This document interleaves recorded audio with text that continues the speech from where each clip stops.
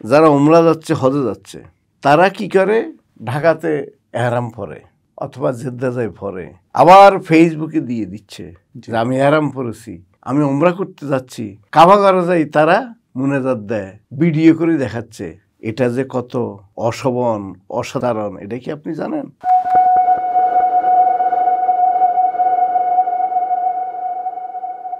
অনেক মানুষের স্বপ্ন থাকে যে একটু মক্কা দেখবে। আল্লাহ আপনাকে সেই সুযোগ করে দিয়েছেন। আপনি বলছিলেন যে অনেক দিন আপনি 5 ওয়াক্ত নামাজ পড়েছেন কাবা শরীফে। আলহামদুলিল্লাহ, এটা সাংঘাতিক বড় একটা সৌভাগ্য একজন মুসলিম হিসাবে। না প্লিজ, আমি ইবাদতের কথা বলতে রাজি না। ইবাদত যাই করেছে আল্লাহ তাআলার জন্য। আজকে আপনি দেখেন, যারা উমরা যাচ্ছে, হজে যাচ্ছে, তারা কি করে ঢাকাতে এহরাম পরে অথবা জেদ্দা যায় পরে, আবার ফেসবুকে দিয়ে দিচ্ছে যে আমি এহরাম পরেছি, আমি উমরা করতে যাচ্ছি। কাবা ঘরে যাই তারা মুনাজাত দেয়, ভিডিও করে দেখাচ্ছে। এটা যে কত অশোভন, অসাধারণ, এটা কি আপনি জানেন? আমি একটু ব্যাখ্যা করেন না এটা। হ্যাঁ, এটা ব্যাখ্যা হলো এই, আমাদের দেশে হজ করে আসলে তাকে হাজি বলা হচ্ছে, আলহাজ বলা হচ্ছে। ভালো কথা।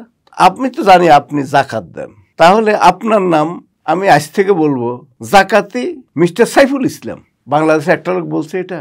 আপনি নামাজ পড়েন, কেউ কি বলছে যে হাবিবুল্লাহ সাহেব নামাজি? তাহলে এগুলা কেন? আমি এখন 42 ইয়ার্স আলহামদুলিল্লাহ মক্কা শরীফে। আমার যদি একটা উমরা, একটা হজ, একটা এহরাম, কাবাগরের একটা ইবাদতি ছবি শুধু আমার নয়, আমার ছেলে মেয়ে, আমার জামতাদের যদি কোথায় দেখাইতে পারেন আমাকে বলিয়েন, আমি যে কোনো শাস্তি মেনে নেব। কারণ আল্লাহ তাআলার শাস্তির আগে দুনিয়ার শাস্তি নেওয়া আমি অনেক ভালো মনে করি। এগুলো জঘন্য। আপনি সম্পদ করেন হালাল রুজি দিয়ে, ইবাদত করেন আল্লাহ তাআলার জন্য, আপনার কোনো সমস্যা নেই। কিন্তু সম্পদ করবেন আপনার হারাম সংযুক্ত, ইবাদত করবেন মানুষকে দেখানোর জন্য। আল্লাহ তাআলা দুইটার একটাও সহ্য করে না। তার মানে আপনি বলতে চাচ্ছেন যে কিছু মানুষ যারা হজে যাচ্ছেন তারা হজের দিকে কনসেন্ট্রেশন না দিয়ে আল্লাহর ইবাদতে নিজেকে নিমজ্জিত বা মশগুল না রেখে সোশ্যাল মিডিয়া প্রচারের জন্য খুব ব্যস্ত। শুধু তাই নয়, আমি দেখেছি এই দেশের বিজ্ঞ আলেম সমাজ পর্যন্ত এবং যারা আপনাকে গ্রুপ ভিত্তিক নিয়ে যাচ্ছে উমরা এবং হজে, তারা ঘর থেকে শুরু করে আমি 50 জন লোক নিয়ে এখন উমরায় যাচ্ছি, আমি মদিনায় এখন আমার লোকদেরকে আমি জিয়ারত করাচ্ছি। মানে তাকে আপনি কি আলেম বলবেন? তাকে আপনি শিক্ষিত বলবেন? তাকে আপনি জ্ঞানী বলবেন? যদি বলেন আপনি অপরাধী, আমি অপরাধী।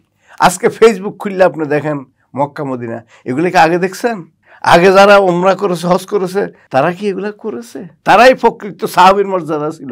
আর আজকে যারা এগুলা করতে চাবে বলবো যে তাদের দরজা অনেক খারাপ। আচ্ছা, আমি একটু প্রশ্ন করি এই বিষয়ে। সেটা হচ্ছে, যেমন ধরেন ফেসবুক মানে সোশ্যাল মিডিয়া অ্যাক্টিভেট হওয়ার পরে মানুষজন এতটাই অনুরক্ত সোশ্যাল মিডিয়ার প্রতি যে কেউ জ্যামে বসে আছে, সে একটা ছবি দিয়ে বলছে আই এম ইন জ্যাম। তারপরে রান্নাঘরে কেউ রান্না করছে, বলছে যে আমি এই রান্না করছি। মানে আমরা ঘরের সবকিছু সামনে নিয়ে যাচ্ছি। তেমন এটা এখন মানুষের একটা হ্যাবিট হয়ে গেছে। এখন যদি ধরেন যে একজন মানুষ হজ করতে গেছেন, ওখানে কাবা শরীফের সামনে দাঁড়িয়ে একটা ছবি তুলে যে আমি মক্কা শরীফে আছি, এটা কি অনেক বেশি অপরাধ হয়ে যাবে আপনার দৃষ্টিতে? অবশ্যই অপরাধ। সে যদি ঠিক আছে, সে একটা সমাজ গঠনের কাজে অ্যাক্টিভিটিস করেছে, এটা সে দিতে পারে। সে একটা বিবাহ অনুষ্ঠানে গেছে, মহিলা ছাড়া সে তার একটা সমাজ নিয়ে দিতেছে, এটাও দেওয়া যাবে। এগুলো তো ইবাদত না। মক্কা শরীফটা হচ্ছে, আপনি দেখেন, এটা পৃথিবীর মধ্যে একটা ব্যতিক্রম জায়গা, যেখানে আপনি ভালো কাজ করলে 1 লক্ষ সওয়াব পাবেন, আবার সেই কাজটা ভালো না হইলে 1 লক্ষ আপনার মাইনাস হয়ে যাবে। এই জায়গাটার ব্যাপারে চিন্তা করা দরকার।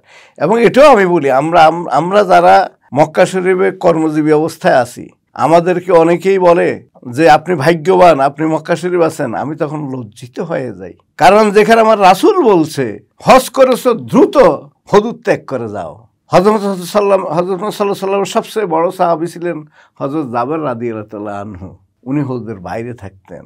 ওনাকে যখন বলা হলো যে আপনি এত বড় সাহাবী, রাসূল সাল্লাল্লাহু আলাইহি সাল্লামের সান্নিধ্যের সাহাবী, আপনি কেন দূরে চলে যান? তখন উনি বলছে, দেখো আমার হয়তো এতটুকু সামর্থ্য নাই এই হুদুদের ভিতরে আমি তার মর্যাদা দিয়ে থাকতে পারবো, এই জন্য আমি আমার প্রয়োজন সেরে বের হয়ে যাই। আর আমরা সেখানে কর্মের জন্য আসি, আমাদের তো আমি মনে করি ভালো না। হ্যাঁ, যদি আমরা সেটা রক্ষা করতে পারি। কিন্তু আমার দৃষ্টিতে আমি দেখতেছি যে সেখানে যাই আমরা কি করি, টাকা, অর্থ, হারাম হালাল কোনো জাজ বিচার করি না।